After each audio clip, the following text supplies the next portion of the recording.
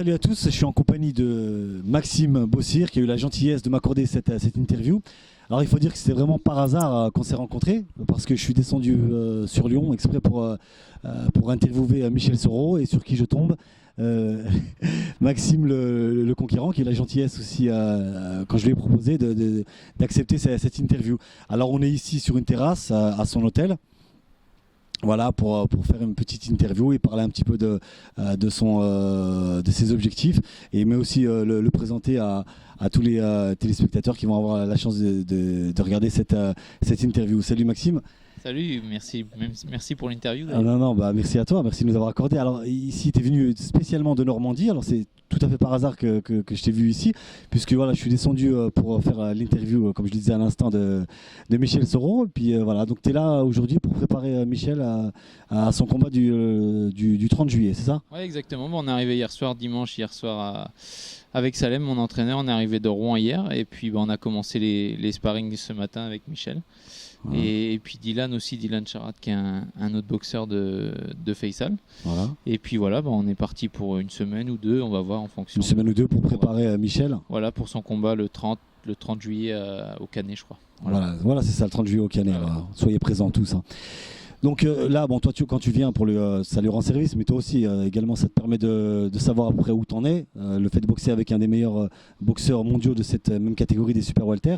Donc voilà, tu as fait un petit échange ce matin de sparring 4 rounds, ça va Oui, évidemment, moi j'ai accepté de suite déjà premièrement parce que Faisal et Michel c'est des amis, on se fréquente pas mal et puis on s'appelle souvent.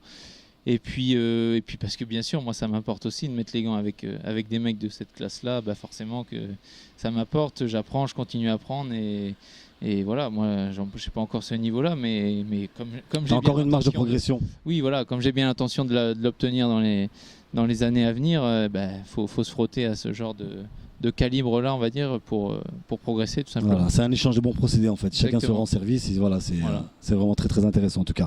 Alors on va te présenter Maxime, un boxeur de 24 ans dans la catégorie des super welter. Tu étais dans celle des welter il y a quelques temps. Tu étais champion de France justement dans cette catégorie, mais tu avais un petit peu de mal à faire le poids, ou même si tu pouvais faire le poids, tu n'étais pas au maximum de tes capacités. Exactement. À la base, j'étais super welter. J'ai tenté l'aventure un petit peu en welter pour aller un peu plus vite au niveau du championnat de France. Ça a marché, on va dire, en termes de timing. Le seul truc, c'est que j'étais pas vraiment au top à ce poids-là. Fallait que je fasse beaucoup de cutting avant les gros régimes, voilà. Ouais, gros régime et tout. Et puis, moins de puissance, tout ça, donc et moins de physique aussi, alors que c'est ma force. Donc non, on est vite reparti sur les super welter. Les super welter, c'est ta catégorie naturelle, tu penses? Voilà, c'était ma catégorie naturelle et j'y suis revenu la première fois. Après le premier titre des welter, je suis revenu 5 mois après contre Franck Arochorta pour un autre championnat de France. Et du coup, là, j'étais beaucoup mieux et voilà. Tu sentais vraiment mieux. Je me suis retrouvé le vrai moi, quoi. Le vrai toi. Donc 21 victoires, un match nul, donc invaincu. Oui. Voilà, 5 combats remportés par KO. Alors la particularité de ton tempérament, c'est vraiment une boxe offensive.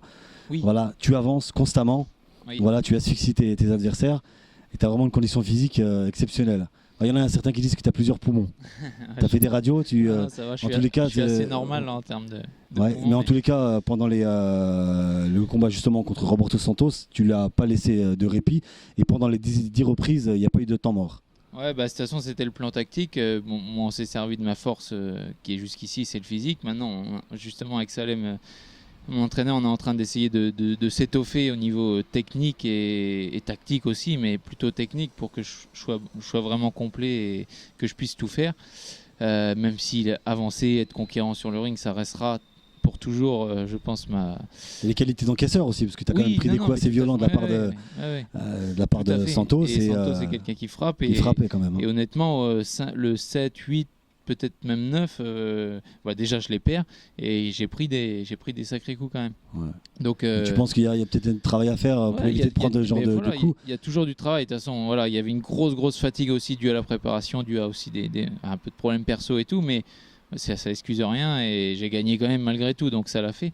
Mais je veux dire, il faut absolument travailler ces points-là, la défensive, avoir une meilleure défensive, encore une meilleure protection. De toute façon, à 24 ans, tu as encore une marge de progression. On est d'accord. Tu peux encore, bien sûr, progresser.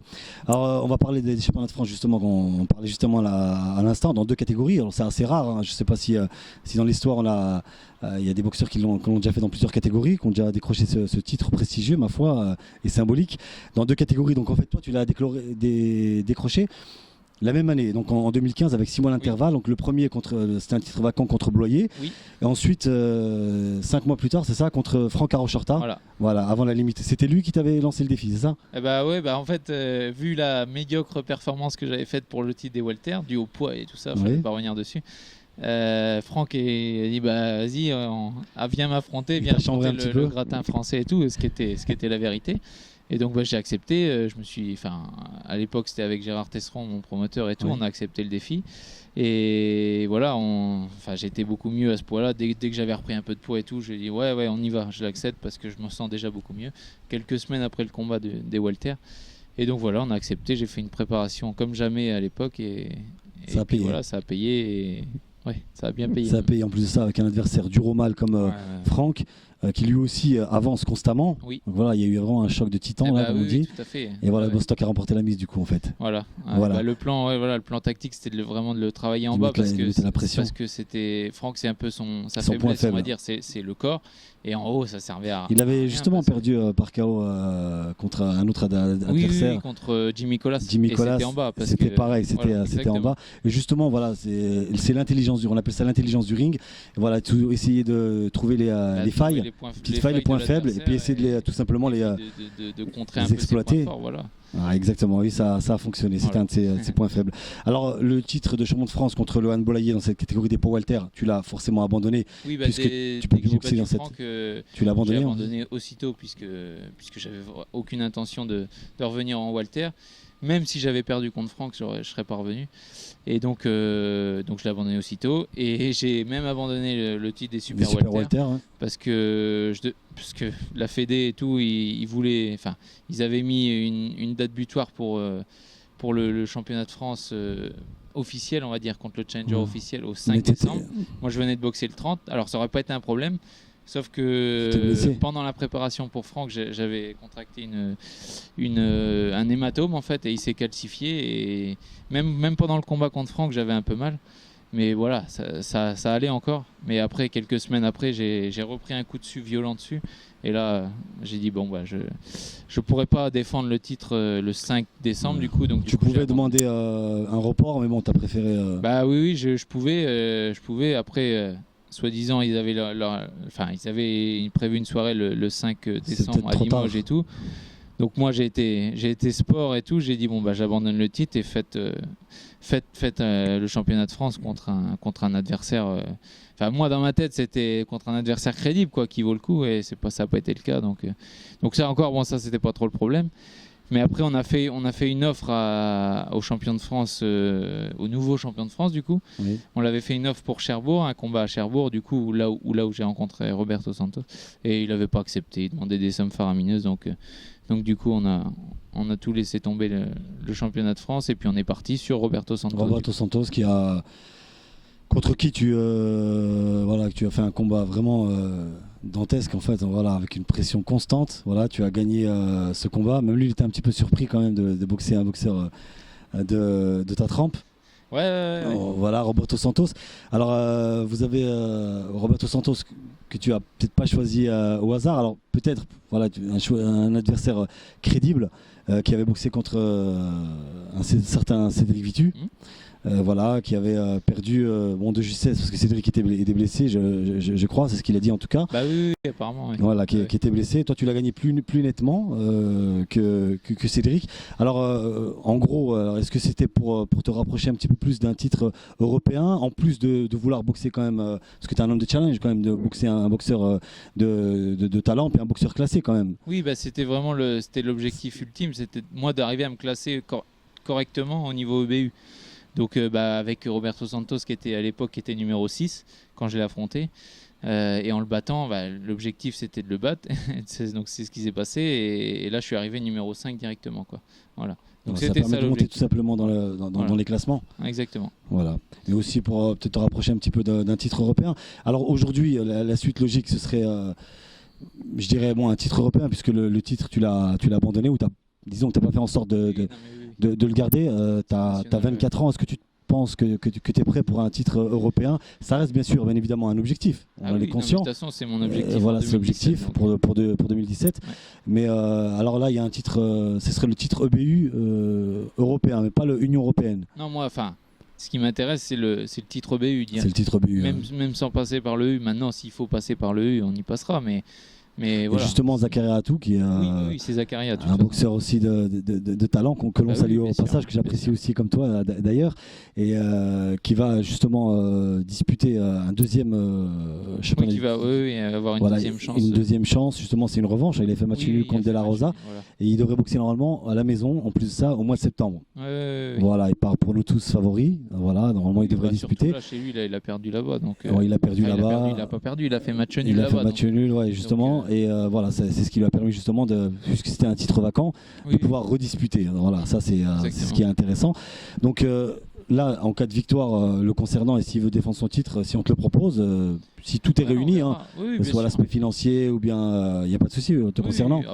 Ça peut être une étape aussi pour pouvoir disputer chaque championnat d'Europe. On se connaît bien, on met les gants ensemble et tout, mais lui comme moi, on sait bien que si un jour on doit s'affronter, même si on se connaît bien, voilà. Ouais, voilà. Après, une fois sur le ring, moi ça m'est déjà arrivé de boxer des amis en amateur, mais voilà, il n'y a plus de cadeaux, c'est la boxe, mais c'est comme ça. Donc voilà. Maintenant on verra. Moi, en sachant que mon objectif, ça reste le BU, mais parfois il faut passer par l'Union européenne, donc pourquoi pas. D'accord. Concernant Cédric Vitu, donc là normalement il devait boxer contre Isaac Réal, qui a déclaré forfait pour blessure. Là, on attend justement ce combat. C'est en pourparlers, c'est pas sûr à 100%. Et si jamais il recherche un autre adversaire, pour toi, tu lui dis voilà, moi je suis dispo pour 2017 par exemple, il n'y a pas de souci. D'autant plus que tu es crédible, puisque de toute façon tu es classé correctement, tu es bien classé. Ça, je pense que je le suis. Maintenant, de toute façon, il va falloir qu'il défende là. Alors contre qui, je sais pas si apparemment c'est pas Real, mais il va obligatoirement qu'il défende. Normalement c'est Real, mais c'est prévu le 5 novembre, non ? Normalement c'est prévu pour le mois de novembre. Pour l'instant on n'est pas. Donc il va falloir qu'il défende contre quelqu'un si c'est pas réel. Mais ça sera pas à moi puisque moi je boxe le 22 octobre. On va en venir justement. Voilà. Tu boxes le 22 octobre. Alors pour l'instant l'adversaire ce sera en 10 reprises. Alors, on va passer en 6 ou en 8 reprises, ce sera en 10 rounds avec un adversaire à déterminer. Un boxeur, donc je boxe à Deauville avec un nouveau promoteur, donc David Nicotra. David Nicotra. Le frère de Franck Nicotra, qui était champion d'Europe à l'époque. C'est son frère, ok. Voilà. Donc avec la famille Nicotra à Deauville, avec qui je me suis rapproché récemment. Oui. Et puis voilà, on a un plan à 2 ans avec des combats à Deauville, des combats chez moi au Zénith de Caen aussi. Voilà. Donc c'est un contrat de 2 ans avec au bout peut-être une chance européenne. Pas au bout normalement. On verra bien, mais notre objectif avant la fin 2017, des 2 ans, bien sûr, voilà, pour bien 2017. Sûr, bien sûr. Non, c'est à la fin des 2 ans d'arriver au niveau mondial plutôt. Voilà. Maintenant, il y a encore beaucoup de travail et des titres, des combats à gagner surtout. Des combats à gagner qui te permettront justement de progresser, parce que tu n'as que 24 ans. Oui. Voilà, mais déjà le fait de mettre les gants aussi avec Michel Soro, avec des grands, c'est très important ça aussi. Et comme Michel Soro me le disait, le fait aussi peut-être d'aller faire des stages aux États-Unis, d'aller boxer contre des gros boxeurs, c'est prévu aussi.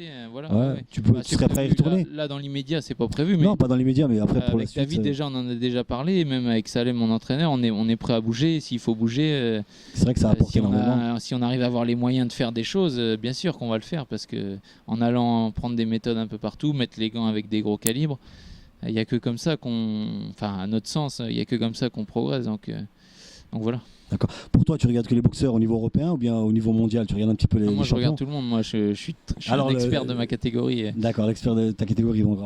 Tu connais tous les champions. Donc Lara en WBA. Oui. Les deux Charlot, IBF et WBC. Et là, prochainement, et bientôt Canelo en WBO. Voilà, il part vraiment favori contre Liam Smith. Oui, malgré que Liam Smith soit un très bon boxeur. Moi, très bon boxeur, mais il n'a pas le même calibre. J'avais mis les gants avec lui en 2014 chez lui là-bas. Mais voilà, c'est comme si moi je rencontrais Canelo Enfin, j'ai peut-être pas le niveau tout à fait de Liam Smith, mais je pense quasiment. Oui. Et je suis pas prêt pour Canelo, hein, pas du tout, à mon avis. Oui. Donc, il a énormément d'expérience, c'est celui qui est le plus expérimenté. 50 combats, Canelo, il a 50 combats pro. Il a commencé rencontré Mayweather. À 17 ans, il était déjà pro, lui. Hein. Bah oui, à 15. 15 ans, ouais. Ouais. Non, mais voilà, c'est ça. 15 ans, c'est une autre planète. C'est un autre monde. Ouais. Voilà. Voilà. Il y a Andrade. Je connais pas trop lui. Andrade, je connais pas trop. pour lui, pour Michel Soro, c'est le numéro 1. C'est le meilleur. D'accord. Il était champion du monde justement WBO. Il a eu des problèmes pendant un an. Il n'a pas boxé parce qu'il a eu des problèmes avec son promoteur. D'accord. Justement, il n'a pas boxé. C'est le seul que je connais pas trop. Ouais, voilà. Donc là, il t'occupe surtout des champions du monde. Ouais, non, mais c'est comme ça. Bah, du coup, ouais, comme c'est peut-être son inactivité qui a fait que j'ai pas. Voilà. Et donc, dans l'ordre pour toi, le meilleur. Donc Canelo. Ensuite, peut-être Lara. Ouais. Canelo, Lara les Charlots, il y en a un qui est meilleur que l'autre. Ouais, il y en a qui frappe plus fort. L'IBF est meilleur que le WBC. Il y en a un qui frappe plus fort que le frère. Mais d'ailleurs, Germal ou Germel, c'est soit l'un soit l'autre. Ouais, je prends pas de risque. Ouais. En plus, ils se ressemblent. Je sais plus, mais celui qui est champion du monde IBF, il est plus fort et à mon avis, il restera pas longtemps en super welter parce qu'il fait 10 cm de plus. Et puis, ouais, donc il peut largement aller carrément monter en super moyen, tu penses? Peut-être pas, mais en moyen, c'est sûr. Déjà, il a ses chances. Je pense que ouais. Ouais.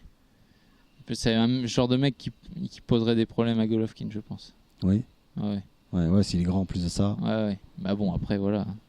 Ils savent mieux que nous ce qu'ils ont à faire. Oui, exactement. Eux, c'est vraiment des. C'est ça. Ils font ça depuis qu'ils sont tout petits, puis c'est leur métier. Il y a des moyens, il y a des gros moyens et tout. Il y a des gros moyens, rien à voir avec la France de toute façon. Non. C'est pour ça que justement aller là-bas et puis aller croiser les gants un petit peu avec eux, faire des plans de carrière à peu près similaires. Pourquoi pas. On a les moyens de faire. Il faut juste trouver des partenaires et il y a les boxeurs de qualité, hein. Bah, bien sûr. Justement, la preuve. Après, il y a les boxeurs de qualité. J'espère en faire partie. C'est moi qui te le dis en tous les cas. Voilà. Mais oui, on est en France des bons boxeurs maintenant. C'est sûr qu'avec des gros moyens, on n'en serait pas là. Mais une grosse médiatisation, donc du coup des gros sponsors, du public, on n'en serait pas là, c'est sûr. On aurait en tous les cas, en ce moment-là, il y a des chaînes qui commencent à jouer le jeu, notamment l'équipe 21, Canal+.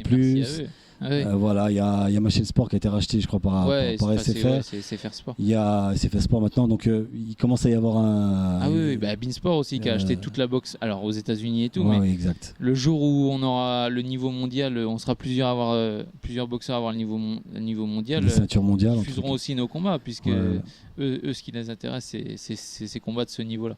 Mais je pense qu'ils seront prêts à le faire, puisque. Il n'y a pas de souci, ça sont ça. C'est juste à nous d'arriver à ce niveau-là. Voilà. En tous les cas, pour l'instant, c'est bien parti depuis quelques années. Ça commence à remonter ces 2 dernières années. C'est de bonne augure pour la boxe. Même s'il y a des promoteurs qui se font concurrence ou qui sont plutôt complémentaires, ça dépend. Voilà, l'essentiel, c'est que derrière, on puisse. Concurrence, c'est obligatoirement. C'est ce qu'il faut d'ailleurs, puisqu'on le voit aux États-Unis ou en Angleterre. Moi, c'est mes 2 références. Il y a énormément de promoteurs. Alors, ils se tirent dans les pattes et tout ça, mais c'est le jeu. Même en Allemagne aussi, il y a les Allemands aussi qui. Mais c'est vrai que les Anglais, il y a énormément de champions. Les Anglais et les Américains, c'est le top, il n'y a rien à dire. Et puis attention, les boxeurs, ils gagnent leur vie là-bas. Il n'y a rien à voir, on est obligé de travailler. Tu es obligé de travailler, toi, je crois, non, à côté. Non, je ne travaille pas, moi. J'ai des très très bons sponsors. Ok, on te le souhaite. Parce que c'est ça qui te permettra justement de. Merci encore une fois. De progresser. C'est grâce à eux que je fais que ça, parce que sinon, je serais obligé d'aller travailler. Ouais. C'est pas les bourses qu'on a. Non, c'est pas avec ces bourses-là. C'est à partir du championnat du monde. À partir de 400 500 000 euros par combat, là, je pense qu'on peut se permettre de se consacrer à 100%. Voilà. En tous les cas, c'est tout le mal que je te souhaite, en tous les cas. Merci beaucoup. Voilà. En tous les cas, merci pour nous accorder cette interview. C'est vraiment tombé par hasard, mais voilà, donc c'est impeccable. Je t'ai interviewé justement, notamment plusieurs reprises à la radio. Oui, à la radio. Et voilà, aujourd'hui, je t'ai vu. J'ai dit, il faut absolument que je t'interviewe. Et je te remercie justement pour ta disponibilité et te félicite aussi pour ton parcours professionnel. Merci beaucoup. Voilà, à bientôt. À bientôt. Merci à toi. Ciao, champion. Ciao.